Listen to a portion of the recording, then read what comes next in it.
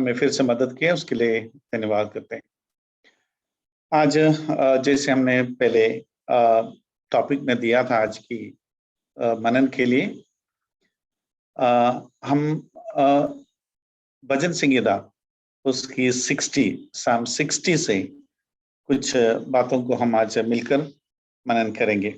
साम 60 में राकेश ब्रदर से रिक्वेस्ट करूंगा कि वो मुझे हिंदी में जो कुछ वर्सेस हैं जो उसको पढ़ने के लिए मुझे मदद करेंगे। साम 60 जो है उसकी अगर टाइटल देखें, बहुत बड़ा एक टाइटल है, लंबा चौड़ा। ऐसा एक टाइटल जो है, इतना बड़ा एक टाइटल इसके पहले भजन संगीता 18 साम 18 में भी लंबा एक टाइटल है। और इसके अलावा इसमें कुछ ऐसे भी बातें हैं, उसमें शुरू में ही लिखा है, to the chief musician said to lily of the testimony a michtam of David. ये जो शब्द है मिक्टम, इसके बारे में अभी भी मतलब कोई क्लैरिटी, कोई डेफिनेशन, क्या कोई मीनिंग अभी तक पता नहीं है। Probably that is the reason why the translators are still using that Hebrew word. और इसमें आगे लिखा है for teaching when he fought against Mesopotamia, Syria and the Zobah, and Joab returned and killed 12,000 Edomites in the valley of Salt. यहां पर David लिखते वक्त ये बहुत क्लियरली लिखा है for teaching his present generation and future generation about the way God works, the power of God, and relying on God in the face of any kind of conflicts or in the face of any kind of confusion, in the or any kind of situation. परमेश्वर के ऊपर कितना भरोसा रखना चाहिए, या परमेश्वर ही powerful है, या सब कुछ परमेश्वर के अधीन में है। Everything is under the control of our Lord.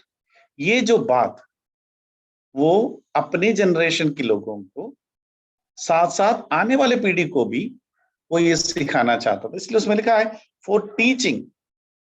और ये उसकी जो बैकग्राउंड है उसको भी हम देख सकते हैं कि उसकी बैकग्राउंड अगर देखा जाए, वो पूरी उसकी वर्णन 2 सैमुएल चैप्टर 8 में दिया हुआ है। 2 सैमुएल चैप्टर 8, वहां पर ये पूरी जो घटनाक्रम है नीचे दिया हुआ, वो सारे घटनाक्रम को दिया है। और इस पूरे जो भजन संगीता है, भजन Sangeeta 60 Psalm 60, we can divide it into 3 part. उसको 3 भाग में उसको बांट सकते हैं। वर्स 1 to 5 जो डेविड की वर्ड्स हैं, जो मतलब his words in distress, a kind of concerns, complaint परमेश्वर के सामने वो कर रहे हैं, या अपने कंसर्न्स को बता रहे हैं।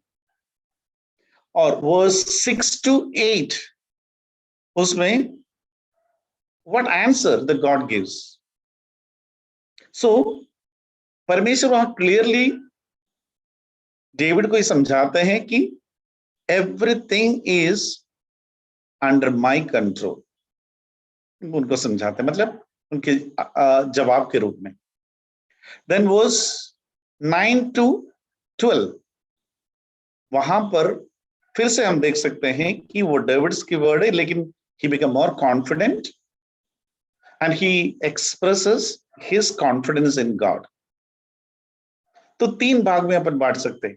एक कंप्लेंट है, complaint to God, then control of God, then confidence in God. ये तीनों भाग, ये 3 बात हम इसमें देख सकते हैं। और इसमें ऐसे कुछ और भी बातें हैं कि इसकी जो वर्स सेम टू सेम, इसकी जो 5 to 12 जो हैं, ये verses same to same repeat किया है साम 108 उसमें भी। उसके 6-13 में सेम टू सेम वर्स ही रिपीट हुआ हम देख सकते हैं। तो हम इस वचन संहिता की जो बैकग्राउंड है, लिखने वाला क्या है, कौन है, ये सब हमने देखा है। और देखिए, एक तरफ डेविड अपने शत्रुओं पर विजय पा रहे हैं, मतलब we can say that he was fighting with the Arameans in the northern side. उसी समय क्या होता है, इस मौके को फायदा उठाते हुए इडोमिट्स को पता चला, इदोम को पता चला कि अभी डेविड और उनकी सेना और वो वहां पर युद्ध कर रहे हैं, यहाँ पर कोई नहीं होगा। उस मौके पर वो क्या करते हैं, और ये जो सदर्न से उनको मतलब आक्रमण करते हैं।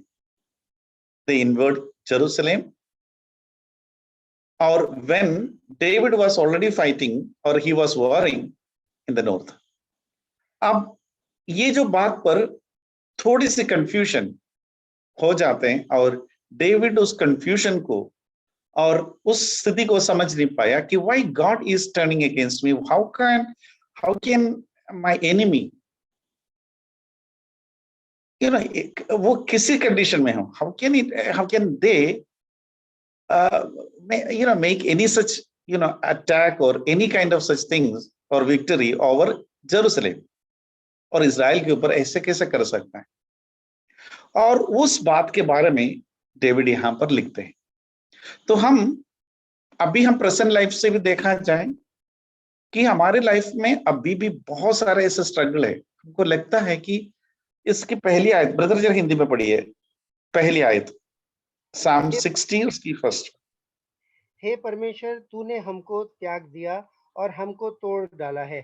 तू क्रोधित हुआ, फिर हमको ज्यों का त्यों कर दे। और इसको मैंने जो इजी इंग्लिश बाइबल जो है उसकी वर्जन में जो लिखा है उसको मैं पढ़ के सुनाना चाहूंगा। You have said that you will not be our God any more and broken down the walls of our city, thou you are angry, come back to us. कितने सिंपल लैंग्वेज में, यानी डेविड को यह समझ में आ गया है कि गॉड हैज रिजेक्टेड अस। कहीं ना कहीं उनको ऐसा लगा कि God has rejected us, and अगर गॉड ने रिजेक्ट किया है और उसने क्या बोला है, you have broken us down. Probably Edomites बहुत ऐसे कोई किला या तो ऐसे कोई फोर्ट या कोई वॉल्स तोड़ डाला होगा, मे बी, मतलब जस्ट अज्यूमिंग दैट, मतलब उन्होंने बोल रहे कि आपने हमें तोड़ डाला है। और क्या लिखा है, यू हैव बीन डिस्प्लीज्ड। तो तीन बात वहां पर है। पहला है आपने हमें त्याग दिया, you have rejected us. Second बात यह है, you have broken us, and third is you are displeased. ये सारे सिचुएशन है। देखो, एक बहुत बड़ी बात है कि मैंने एक कमेंट्री में पढ़ा, मैं उसको एज इट इज पढ़ के सुनाऊंगा। उसमें लिखा है कि worse is being abandon by God. परमेश्वर से त्यागा जाना बहुत खराब एक बहुत खराब एक बात है। Worse is being abandon by God, but worst is being unaware of it और इग्नोरिंग इट। परमेश्वर हमें त्याग देना, उससे बुरी बात और कुछ है ही नहीं। लेकिन वो बात परमेश्वर ने हमारे साथ नहीं है, ये बात को अगर हम समझ नहीं पाया, या परमेश्वर मुझे छोड़ दिया है, I don't care about it, ऐसा सोचकर अगर हम उसको इग्नोर करें, उससे बुरी बात और नहीं हो सकता है। लेकिन भला है यहां पर David understood that they have been rejected by God. तो ये बहुत बड़ी एक समझदारी है। उनको ये बिल्कुल क्लियरली पता है, if this is happening with me, then surely something is there which displeased the Lord. That is the reason he rejected us. And consequence क्या हुआ है? Now our enemies are overpowering us. So ये एक बात है, लेकिन यहां पर फर्स्ट वर्स में लास्ट में भी क्या लिखा है, वो restore us again. We know that something happened which displaced you and you have rejected us, you have broken down us. Still, this is our prayer. Come back to us, restore us. हमारे कमियों को आप माफ करें और हमें वापस से अपनाएं। देखिए, हम देखिए आज हमारे चारों ओर जो हो रहा है, किस तरीके से, what is the situation around us. हर जगह से हमें कोई भी एक अच्छा न्यूज नहीं मिलता। जो न्यूज हमारे पास आते हैं वो सब कुछ ना कुछ डिसअपॉइंटिंग न्यूज आते हैं। कोई कोविड से ग्रस्त हो, या तो किसी का डेथ हुआ हो, या ऑक्सीजन नहीं है, वहां है, यहाँ है, और ऊपर से ऐसे बहुत सारी चीजें, फिनेंशियली, स्पिरिचुअली, फिजिकली, इमोशनली, हर जगह से क्या हो रहा है, बैड न्यूज और something. I mean there is no news come which can be a kind of comfort to us. Of course the word of God is there. तो ये कंडीशन में भी यहां पर डेविड को एकदम क्लियरली समझ में आ जाता है कि we have been rejected by God. That is the reason of all our sufferings. Understanding that God has abandoned us or God has rejected us is very important.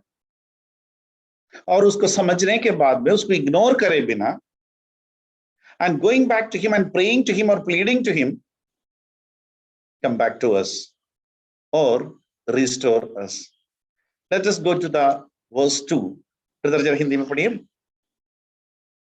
तूने भूमि को कपाया और फाड़ डाला है, उसकी दरारों को भर दे, क्योंकि वह डगमगा रही है। ब्रदर आपकी आवाज क्लियर नहीं है, और 3 भी पढ़ लीजिए। बहुत धीमा आ रहा है आवाज भैया। मैं मोबाइल से पढ़ता हूँ। तूने भूमि को कपाया और फाड़ डाला है, उसकी दरारों को भर दे, क्योंकि वह डगमगा रही है। तूने अपनी प्रजा को कठिन दुख भुगताया, तूने हमें लड़खड़ा देने वाला दाख मधु पिलाया है। और 2 और 3 में हम देख सकते हैं कि what is the situation there. You have, पहले बोला कि you have rejected us, you have broken us, now you have made the earth tremble, you have broken it. So maybe it's just an assumption. वो walls वगैरह जो Edomites जब तोड़ा गया है, maybe it is like an earthquake coming, और सारे walls टूट रहे हैं, तो पीस हो रहा है, और पूरा एकदम बड़े एक वाइब्रेशन हो रहा हो जैसे अर्थक्वेक आया हो। We don't know.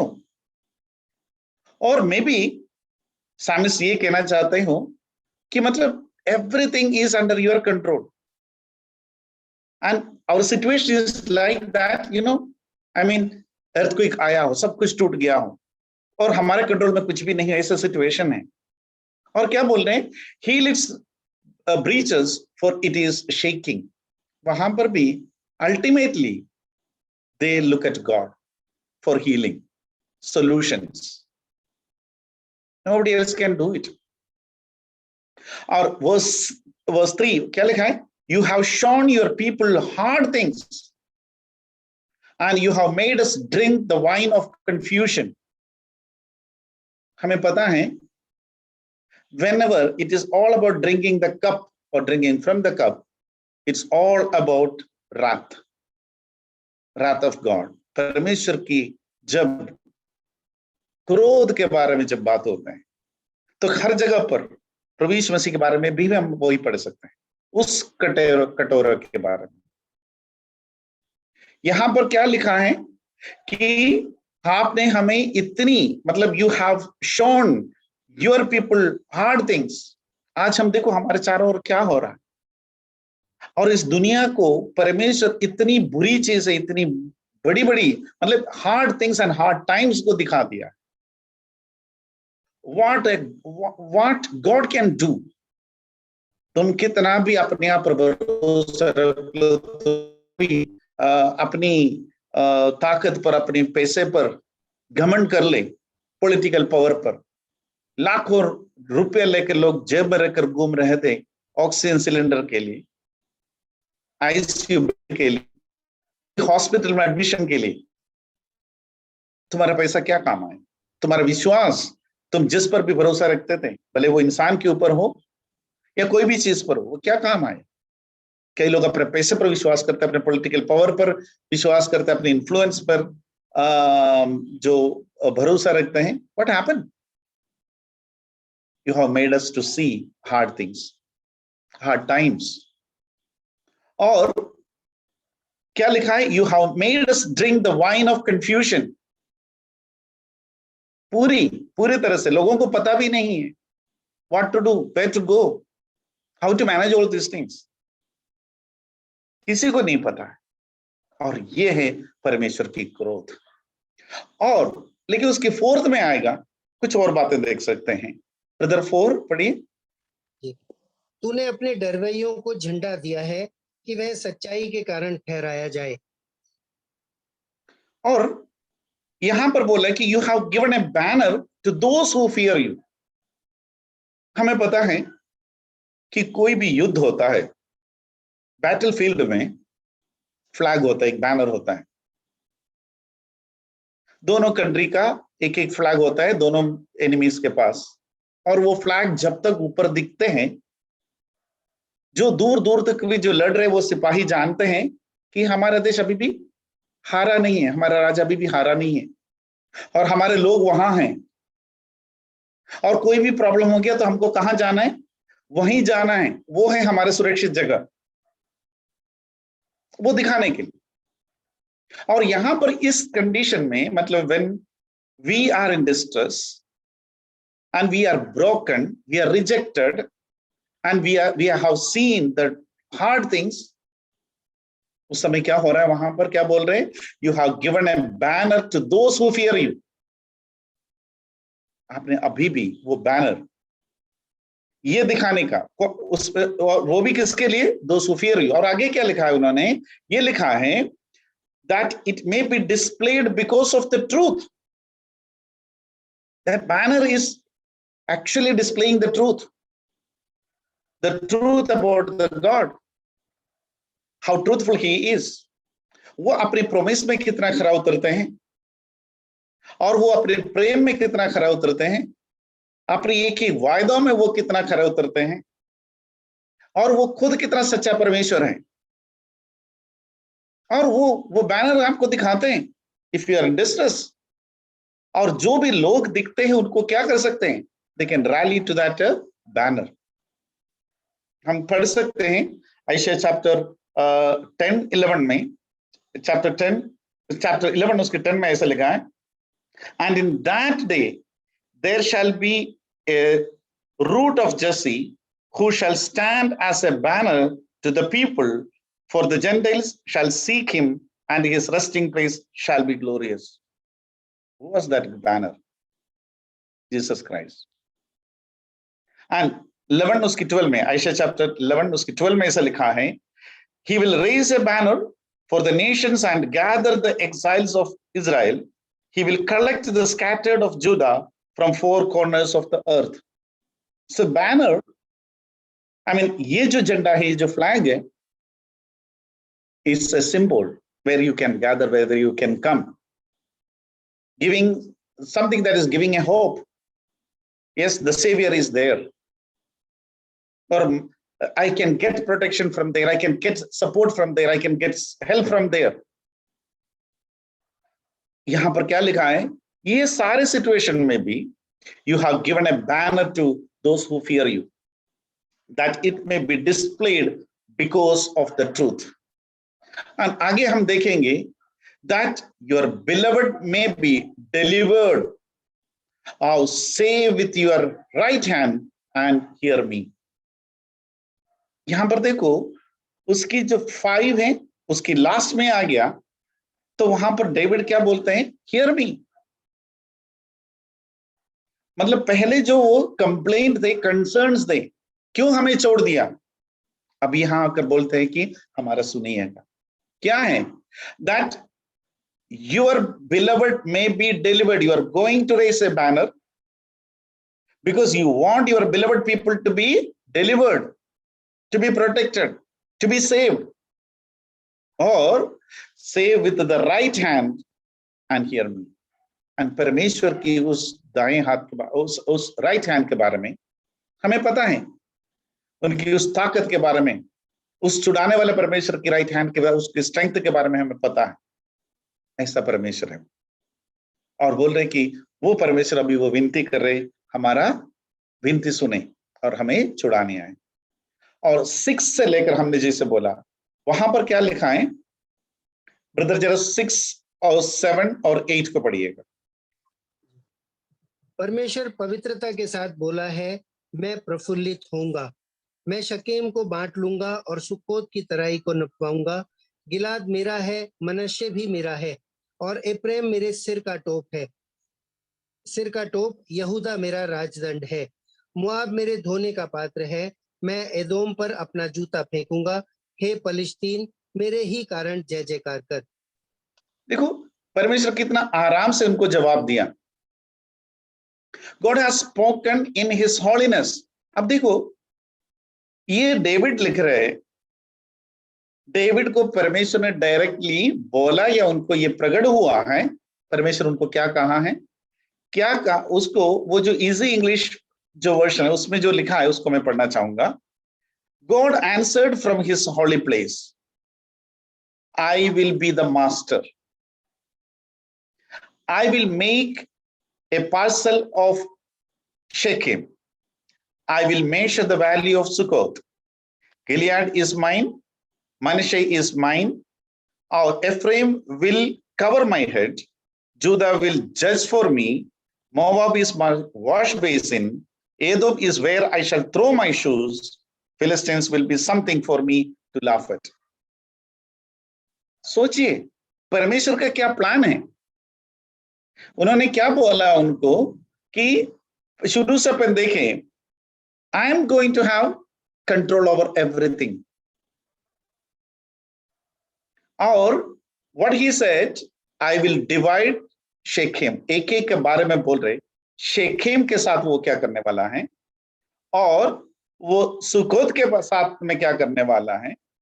और पर उसके बाद में जब बात करते हैं गिलियाड और Manasseh is mine, Gilead is mine, Manasseh is mine, अपने पोजीशन के बारे में परमेश्वर अपने लोगों को वो अपने लोगों को जानते हैं, वो जानते हैं।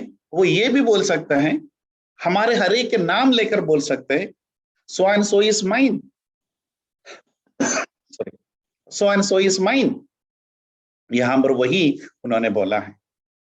और इधर लिखा है गिलियाड is mine, Manasseh is mine, और Ephraim also is the helmet of my head. I'll take a minute, sorry.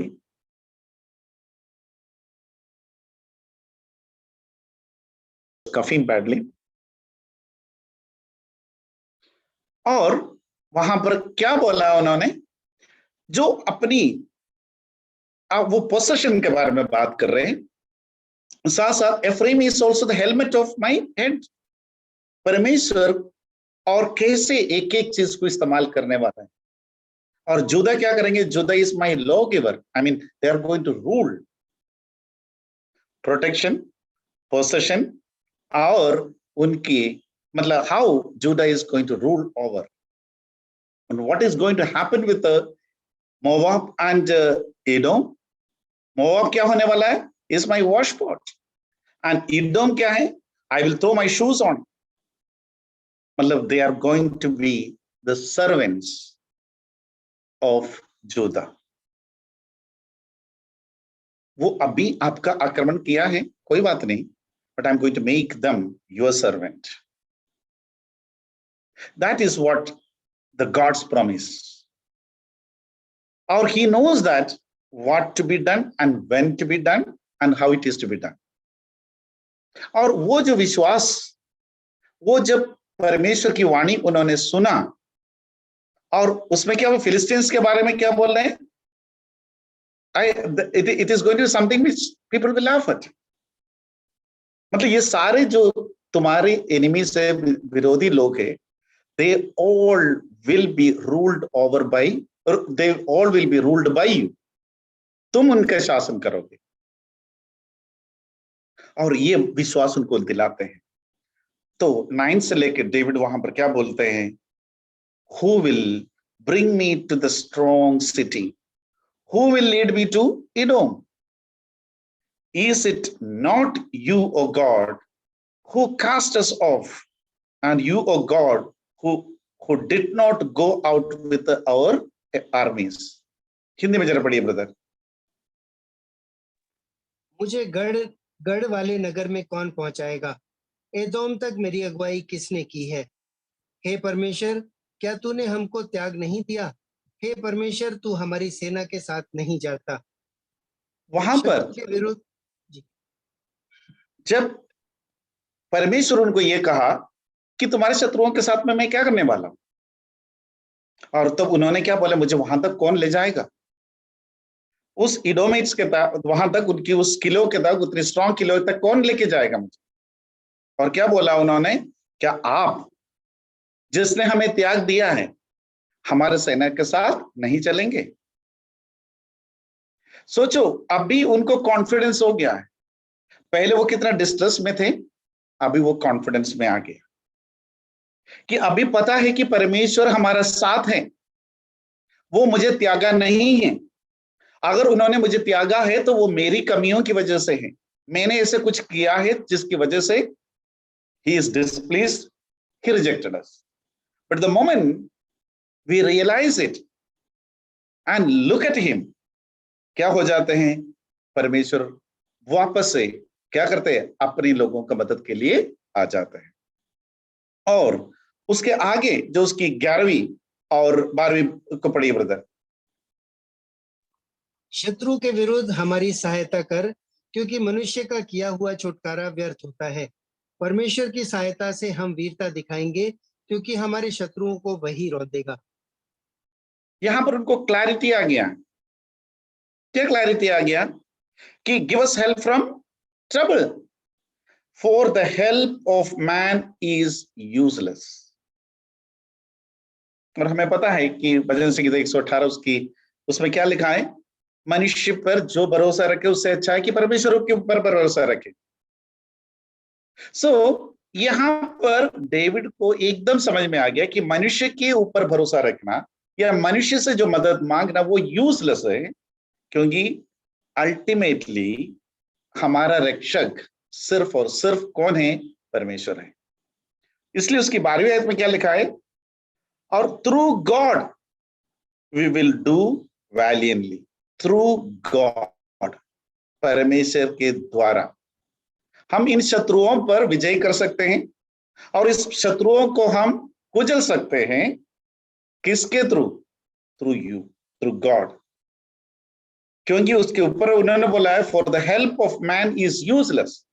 मनुष्य की ओर से जो मदद हमें मिलेगा वो यूजलेस है। और हमारा सच्चा मदद करने वाला, छुड़ाने वाला सिर्फ और सिर्फ कौन है? वो परमेश्वर है, वो पहचान। अगर बोला है कि थ्रू यू, आई मीन उस परमेश्वर के द्वारा हम शत्रुओं पर विजय पाएंगे। तो हमारे शत्रु बहुत है। अभी हमें ऐसे राज्य नहीं है या कोई ऐसे पड़ोसन नहीं है हमारे शत्रु। हमारे सामने से बहुत सारे शत्रु हैं। ये जो दुख हो सकता है, संकट हो सकता है, आर्थिक समस्या हो सकता है, टेम्पटेशन हो सकता है, सिन हो सकता है, डिसोबीडियंस हो सकता है, बहुत सारे ऐसे चीजें हैं। लेकिन जैसे मैंने पहले बोला, अगर परमेश्वर किसी को त्यागते हैं तो वो बहुत बुरी एक बात होता है। लेकिन वो त्यागा वो व्यक्ति को ये नहीं पता चले कि परमेश्वर अभी मेरे साथ नहीं है, तो उससे बड़ी बात नहीं है। लेकिन अगर जानते हुए भी उसको अगर कोई रिजेक्ट करते हैं, उसको लापरवाह होकर आगे बढ़ते हैं, वो और बुरी हालत में पहुंचते हैं। लेकिन डेविड ऐसा नहीं था। छोटी सी भी एक, अगर हम वो 2 शमूएल चैप्टर 8 को पढ़ेगा तो हम देख सकते हैं वो कितना बड़ा विक्ट्री, उनकी जो जीत था बहुत बड़ा जीत था। हर जगह अपन देख सकते हैं। और ये उनके सर्वेंट हो गए, ये हो गया, इतना जीता, मतलब पूरी जीत की कहानी ही बोला है वहां पर। लेकिन यहां पर ये वचन से के लिखने का कारण क्या हो सकता है? उतनी बड़े बड़े जीत के बीच में भी कोई ना कोई ऐसी जगह पर कोई सेटबैक हुआ है, कहीं ना कहीं एक सेटबैक हुआ, एक रिवर्स हुआ है, और वो उस छोटी सी भी हार को जो अचानक हुआ है उसको भी वो सीरियसली लिया। उन्होंने उसको इग्नोर नहीं किया। उन्होंने ये नहीं सोचा कि चलो इतनी एक छोटी सी बात हुआ लेकिन मैंने कितनी बड़ी विजय प्राप्त करके आया, ऐसा नहीं सोचा उन्होंने। एक छोटी सी भी कमी रह गई, एक छोटा सा तकलीफ आ गई, तो वो समझ गया कि परमेश्वर नाराज है। क्या कारण है परमेश्वर मुझसे नाराज, क्या करना चाहिए मुझे? फिर से उन्होंने क्या बोला? रिस्टोर अस, हमें वापस अपनाइए।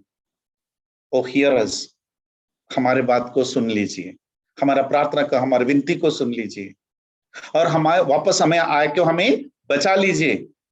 हम बहुत कष्ट में हैं, प्रयास मतलब कई तरह की तकलीफ हैं हमारे चारों तरफ। हम देखें तो हमने बोला कि कोई भी ऐसे खुशी के समाचार नहीं आता, हर जगह कुछ ना कुछ दुख या और परेशान करने वाला वार्ता है, या तो ऐसे ही शब्द बातें हमारे पास आते हैं।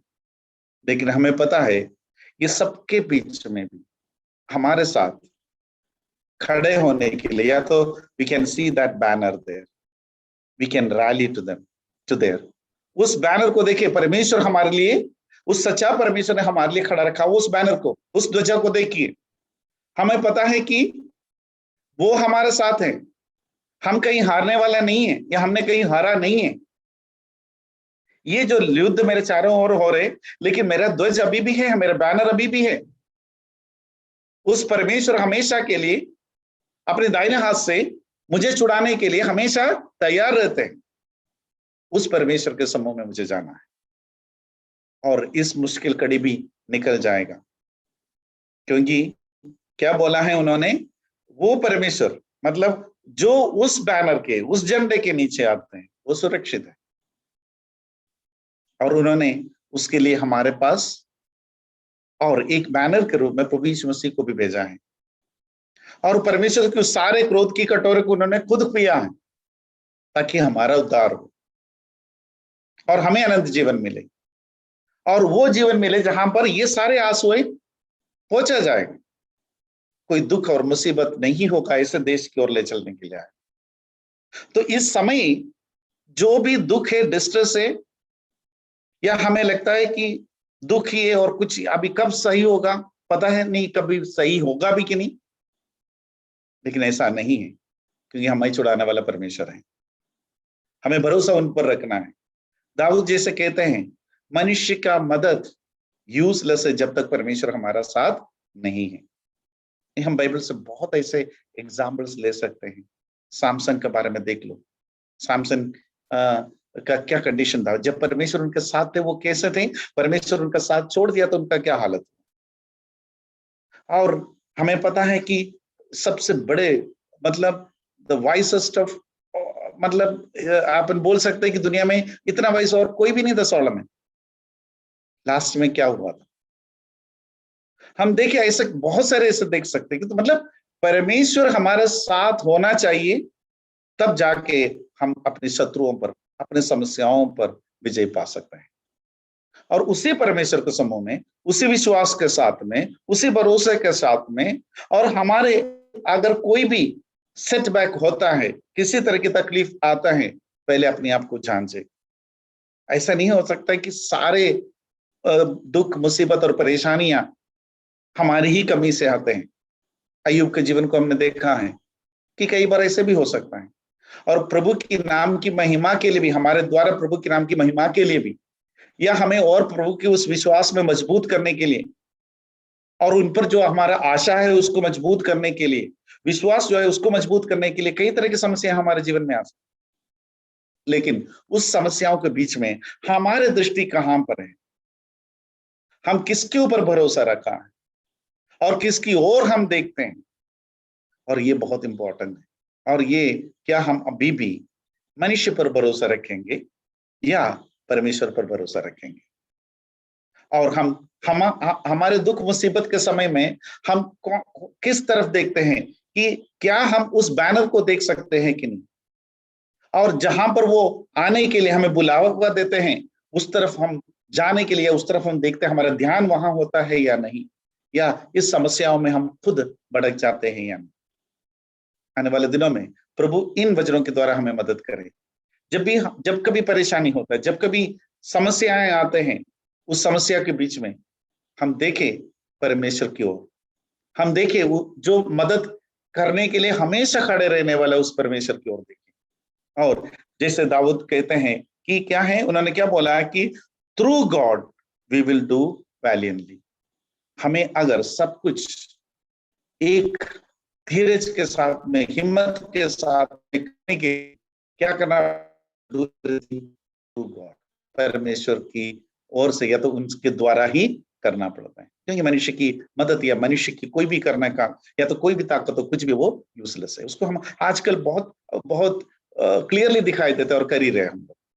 तो आने वाले समय में भी उसी आशा के साथ में, उस भरोसे के साथ में, उस विश्वास के साथ में सब कुछ करने के लिए जो इतना ताकतवर सच्चा परमेश्वर हमारे साथ है, और ये दुख मुसीबत का समय जल्दी ही खत्म होगा, और आने वाले उस समय की ओर देखकर आगे बढ़ने के लिए प्रभु हमारा मदद करे।